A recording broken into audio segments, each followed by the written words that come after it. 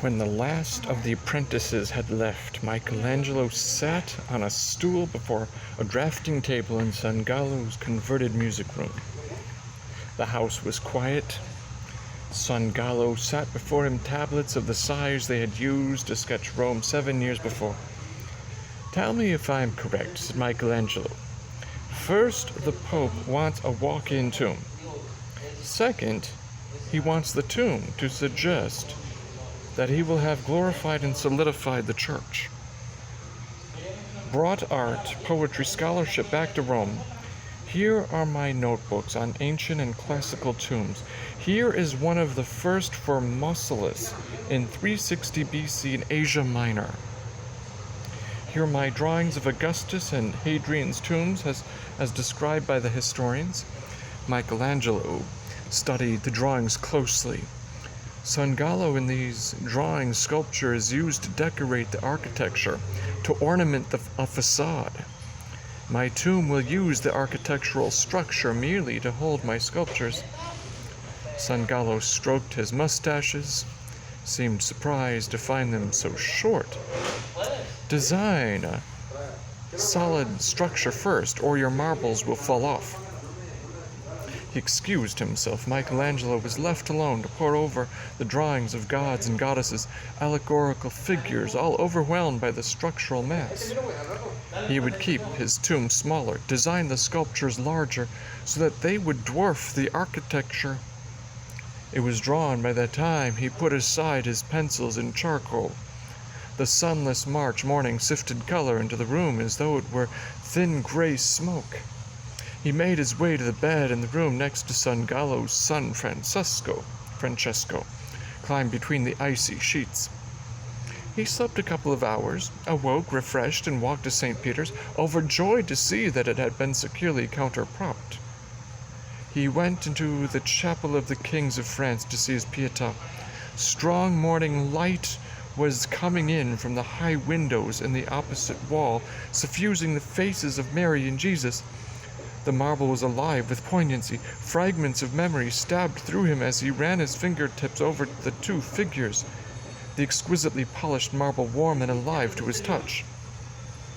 Now, he had worked to achieve this. He entered the main basilica, gazed at the altar in the center of the transept, under which was the tomb of St. Peter.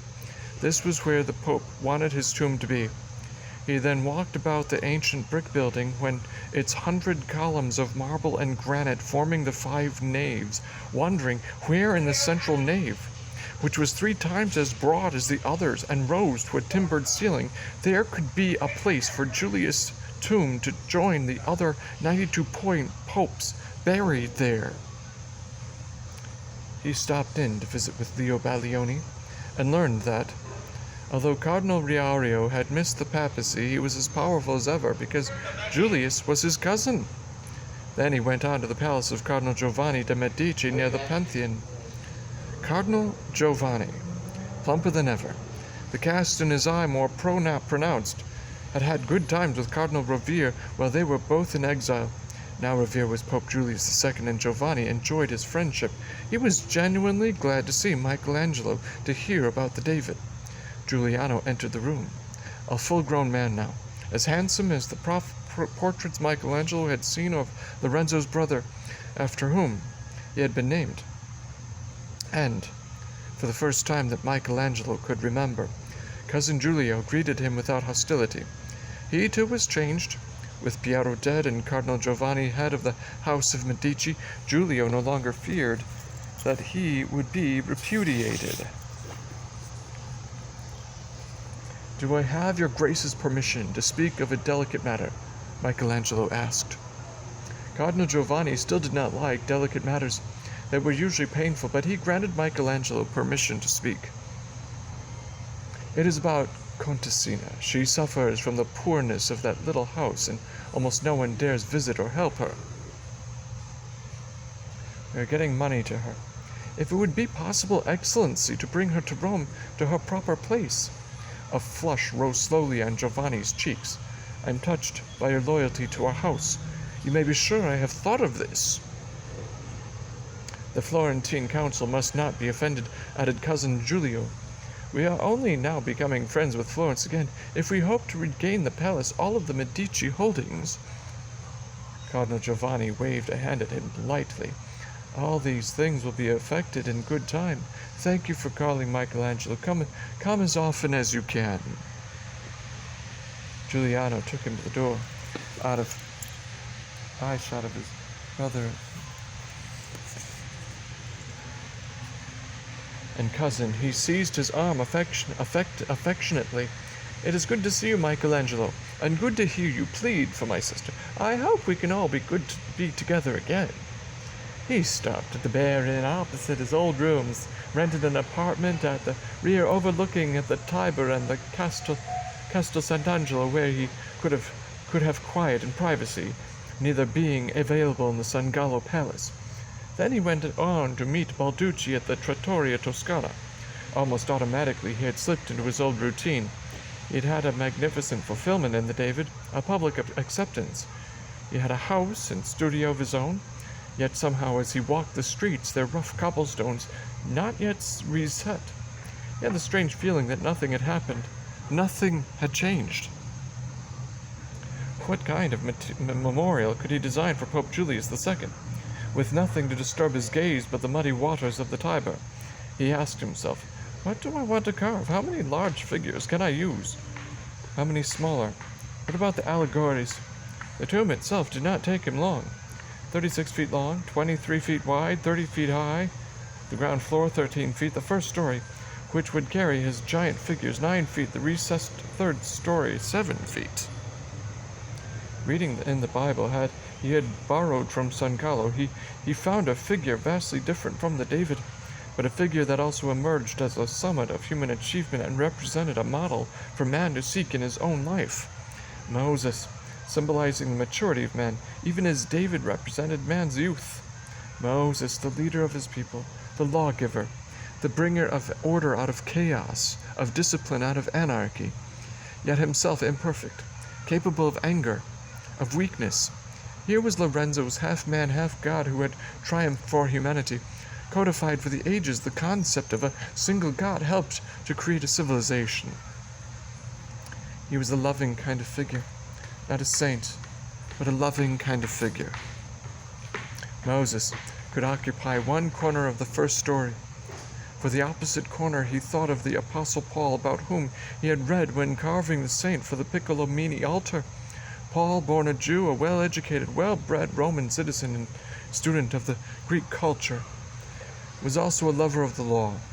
He had heard a voice that said, "I am Jesus, whom thou persecutest," and he had devoted his life to carrying the message of Christianity to Greece and Asia Minor, laying the foundations of a church as widespread as the Roman Empire.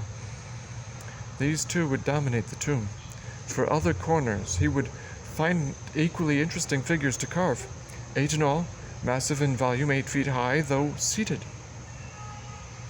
Since these would be draped figures, he now gave himself the freedom to carve many nudes on the main level, 4 main captives on each side of the tomb, with shoulders and heads towering over the columns to which they were bound.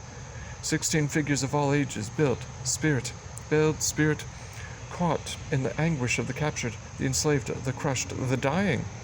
His excitement rose. There would be figures of victors too, the uncrushables, the struggling, hoping, fighting, conquering. The tomb would have the scope of the bathers in 3-dimensional heroic character of marble. Julius had asked for a bronze frieze, and Michelangelo would give it to him, but it would be a narrow band, the least part of the structure. The true frieze would be this band of magnificent nudes extending the 4 sides of the tomb. He worked in a fever of exaltation for several weeks, nourished by the unending flow of sketches that were born in his brain and brought to life in India ink. He took his portfolio to San Gallo. "His Holiness won't want a totally naked male tomb," said San Gallo, his smile somewhat forced. "I was planning to make 4 allegories. They will be feminine figures from the Bible, such as Rachel, Ruth, Leah." San Gallo was studying the architectural plan. "You're going to have a few niches, you know." "Oh, San Gallo, not niches." "Yes, the Holy Father keeps asking what you are going to put in the niches. If, when you submit the design, he doesn't find a single niche on the entire tomb, His Holiness is a stubborn man. He gets what he wants. Or you get nothing. Very well. I'll design niches between each group of bound captives, but I'll make them high, 8 or 9 feet, and keep the figures well out in front of them. Victories, for example, and female figures. Then we can put our angels up on this 3rd level. Good.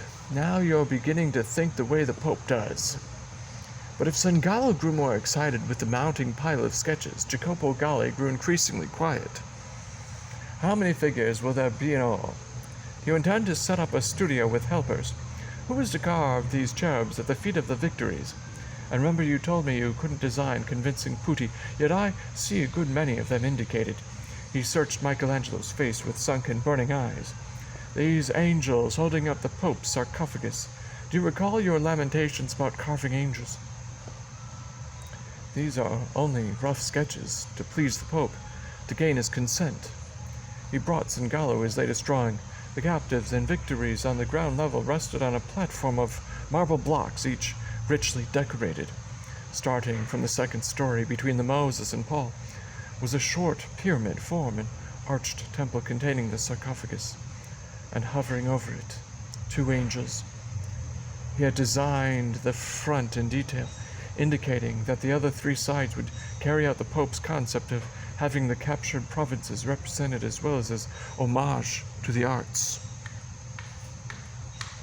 By now he had between 30 and 40 large sculptures indicated for the tomb, which left relatively little architecture to intrude upon his carvings.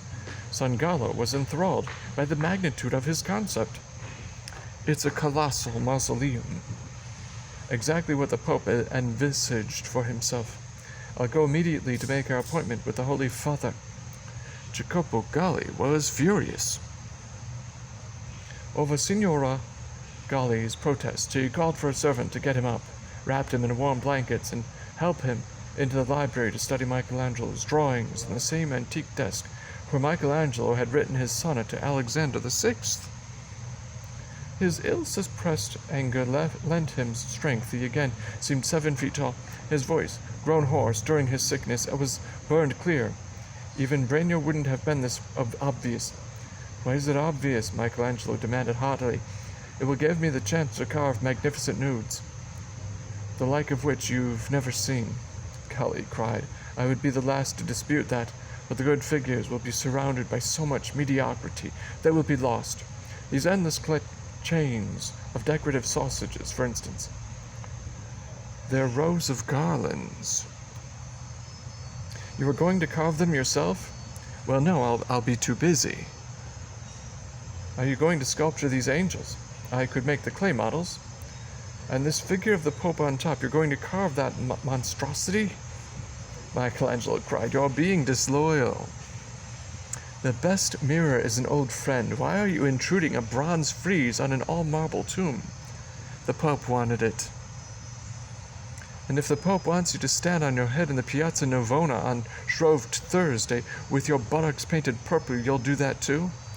Galli's manner softened. He said quietly, Caro mio, you will carve a glorious tomb, but not this one. How many actual statues do you have indicated here? About 40.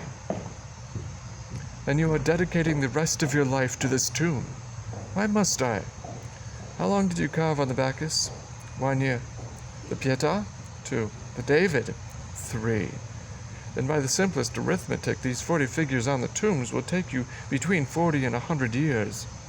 No, stubbornly. I've learned my craft now. I can work fast, like lightning. Fast or good? Both. Please don't exhaust yourself, my dear friend. I'll be all right. Jacopo Galli shot him a piercing look. Will you? Let's make sure. He opened a cabinet of the desk, took out a batch of papers, tied with a thin leather cord, the name Michelangelo Buonarroti scrawled across the top. Here are the 3 contracts I drew for the Pietà, Piccolomini altar, and the Bruges Madonna. Pick up that pen. We'll write the best clauses from each.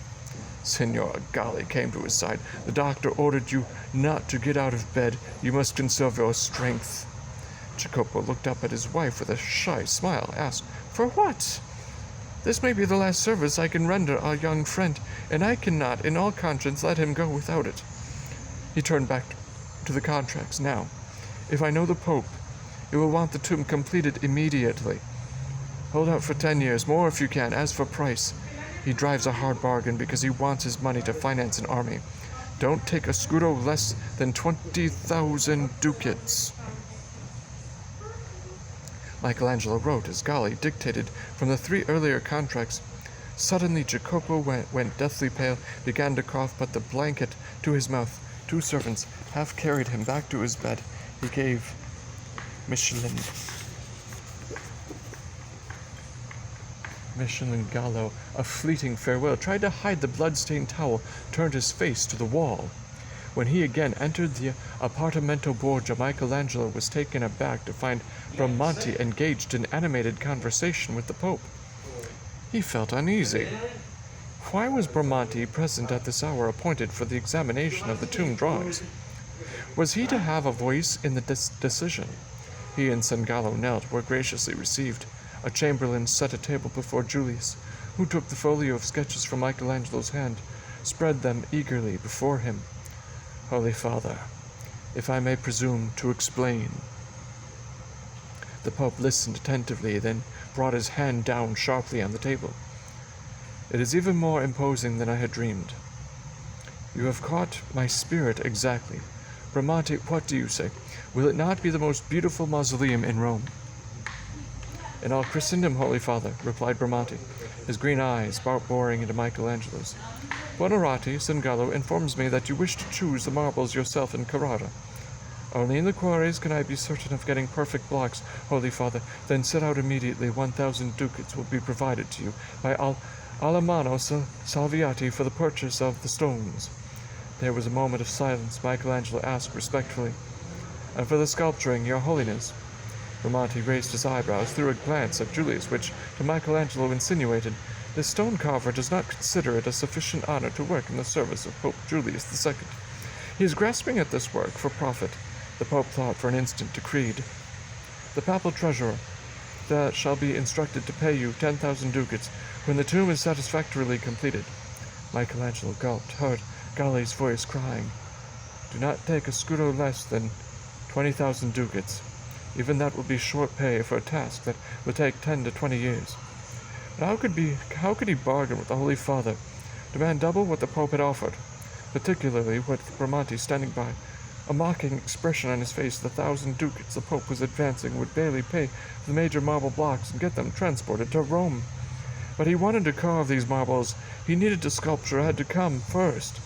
He shot a swift look at Bramante. You are generous, Holy Father.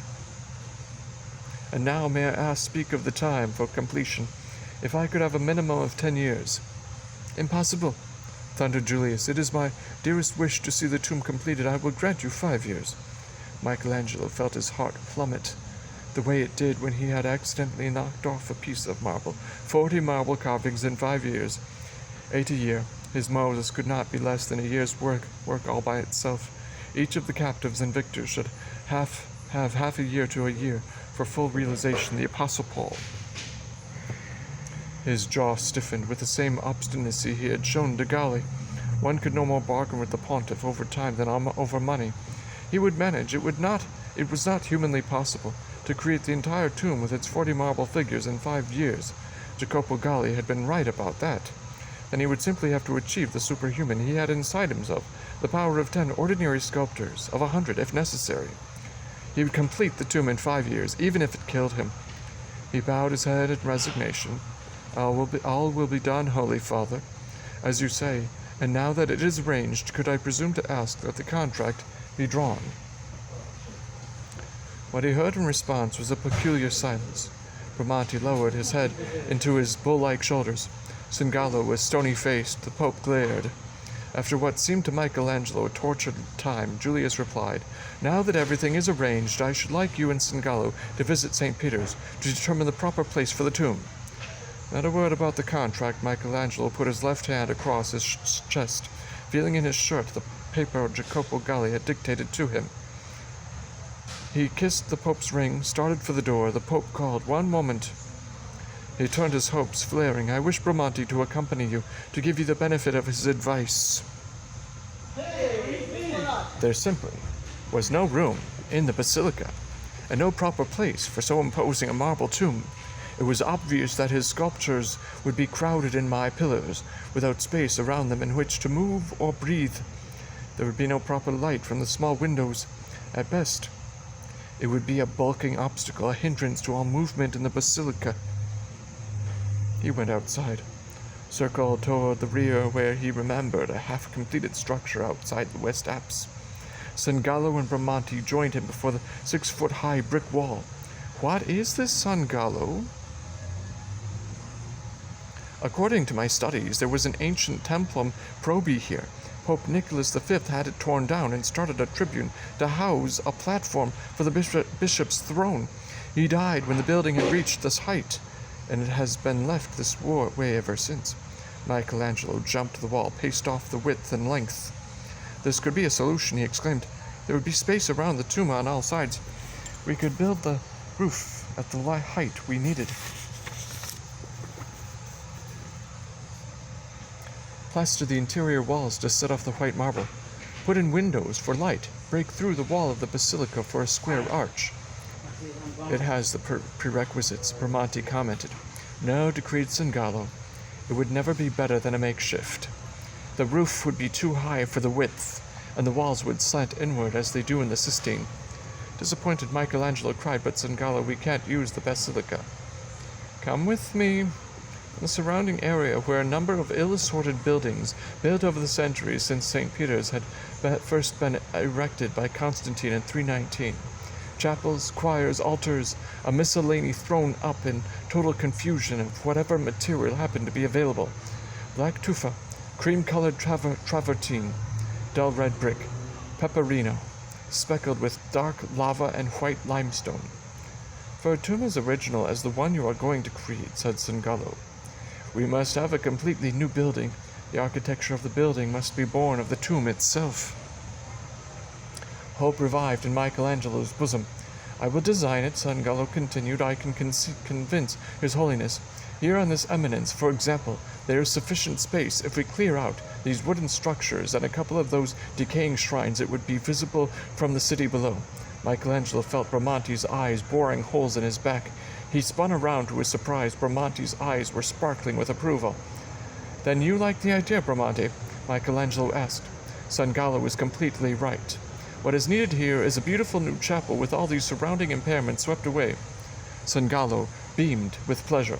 When Michelangelo turned to Bramante to thank him, he found that the architect's eyes had gone opaque. There was a twitching at one corner of his mouth.